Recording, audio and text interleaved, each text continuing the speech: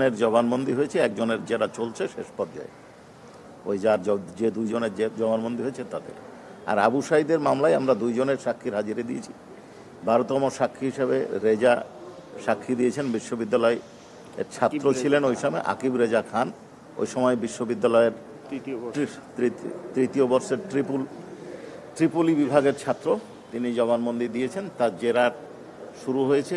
আমির হোসেন এবং সুজন চন্দ্র রায় দুজনের পক্ষে তার জেরা করা হয়েছে। বাকিদের জেরা 2:30টার সময় শুরু হবে। উনি কি বলেছেন? আচ্ছা, উনি ঘটনার প্রত্যক্ষদর্শী। আবু সাঈদকে আহত অবস্থায় তুলে নিয়ে হাসপাতালে পাঠানোর জন্য রিকশায় তুলে দিয়েছেন, সেই অবস্থাটা বলেছেন। উনি এই ঘটনার জন্য বিশ্ববিদ্যালয়ের প্রশাসনকে দায়ী করেছেন।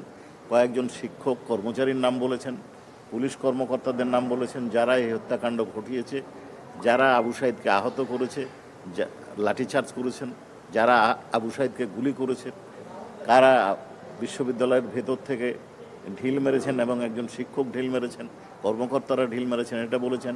বিশ্ববিদ্যালয়ের নাম বলেছেন? জি, কয়েকজন পুলিশের নাম বলেছেন উনি। আরিফ সাহেবের নাম বলেছেন এবং কনস্টেবল সুজন চন্দ্র রায় এবং আরেকজনের নাম বলেছেন। বিশ্ববিদ্যালয়ের শিক্ষকের কথা বলেছেন, প্রক্টর সাহেবের কথা বলেছেন এবং প্রশাসনের কথা বলেছেন। এবং ওনার পরিষ্কার মত যে বিশ্ববিদ্যালয়ের প্রশাসনের নিষ্ক্রিয়তা, নীরবতা এবং বিশ্ববিদ্যালয়ের প্রশাসনের গাফিলতির কারণেই এই হত্যাকাণ্ড সংগঠিত হয়েছে। জি, আপনার এখন কি নাম? আরো আমরা কয়েকজন সাক্ষী আছে, দেখি আজকে হবে কিনা। আমরা ধারাবাহিকভাবে সাক্ষী দেব। জি বলেন।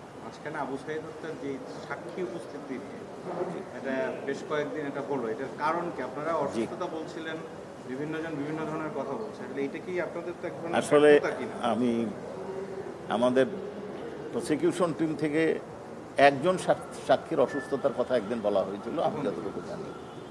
কিন্তু বাকি যে বিষয়টা ছিল সেটা হচ্ছে যে মামলা পরিচালনার ক্ষেত্রে আমাদেরকে পলিসিগত সিদ্ধান্তে চলতে হয়। আমরা অপেক্ষা করছিলাম যে ট্রাইব্যুনাল 1-এ আবু সাঈদ হত্যাকাণ্ডের দুটো পার্ট, একটা হচ্ছে শেখ হাসিনা, আসাদুজ্জামান খান কামাল এবং চৌধুরী আবদুল্লাহ মামুন, তার সাক্ষ্যটা কমপ্লিট হলে সেই সাক্ষীটা আমাদেরকে ট্যালি করতে হয়, ত্রুটি বিচ্যুতি দেখতে হয়। এছাড়াও আয়ো সাহেব অন্য দুটো মামলা ইনভেস্টিগেশনে ব্যস্ত ছিল, আমি ব্যক্তিগতভাবে একটু কাজে গেছিলাম বিভিন্ন কারণে।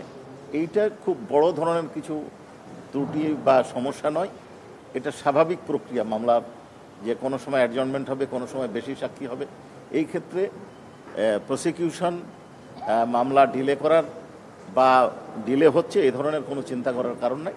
দ্রুততম সময়ের মধ্যে মামলার সাক্ষ্য গ্রহণ শেষ হয়। এই মামলায় তো 62 জন সাক্ষী আমরা। জি, 62 জন সাক্ষী আছে। আজকে 12 নম্বর সাক্ষী হয়েছে। আমরা আশা করছি যে 30 থেকে 35 জন সাক্ষী দিয়ে মামলা ক্লোজ করব। সময় বলবে, তবে সাক্ষী আছে।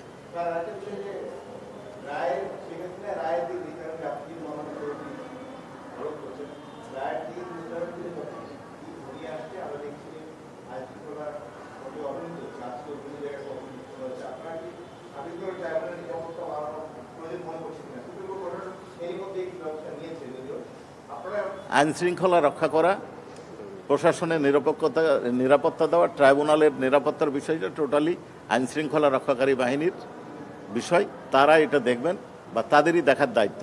আমরা নিজেদের নিরাপত্তার কোনো অভাব বোধ করছি না।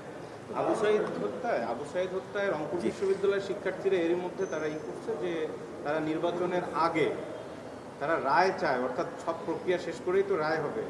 এটা কি সম্ভব? তো দেখুন, এইটা নির্বাচনের আগে না পরে কখন রায় হবে এটা বলার এখতিয়ার, সুযোগ বা আমাদের কারণেই। আমরা আশা করছি যে জানুয়ারি মাসের মধ্যে আমরা বিচার কমপ্লিট করতে পারবো। নির্বাচন কবে?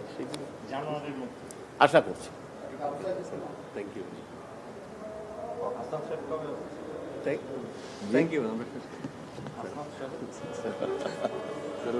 ধন্যবাদ।